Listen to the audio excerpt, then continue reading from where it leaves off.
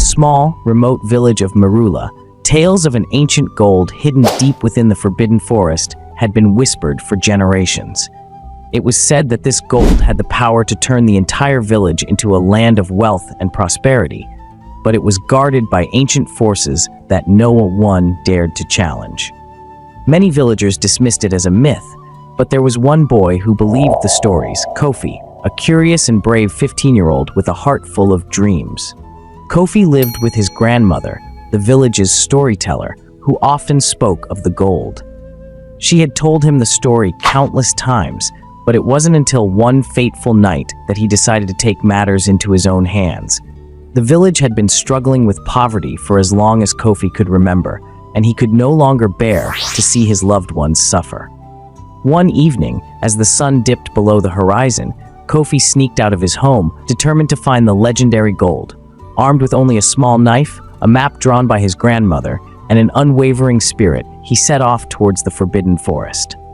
The forest was thick and dark, its ancient trees towering like giants. Strange noises echoed through the trees, and the wind whispered warnings in Kofi's ears. But he pushed on, guided by the stories he had heard and the belief that he could change his village's fate. As Kofi ventured deeper into the forest, he encountered challenges that tested his courage. First, he had to cross a treacherous river, its waters swirling with hidden dangers. Using his quick thinking, he fashioned a makeshift raft from fallen logs and paddled across, narrowly avoiding the jagged rocks beneath the surface. Next, he came across a maze of thorny bushes that seemed to stretch endlessly in every direction.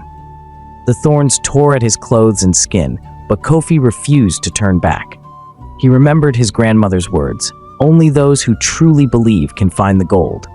With that thought in mind, he pressed on, eventually finding his way through the maze. Hours passed, and Kofi began to doubt himself. The forest seemed to go on forever, and he hadn't seen any sign of the gold. Exhausted and hungry, he collapsed at the base of a large, ancient tree.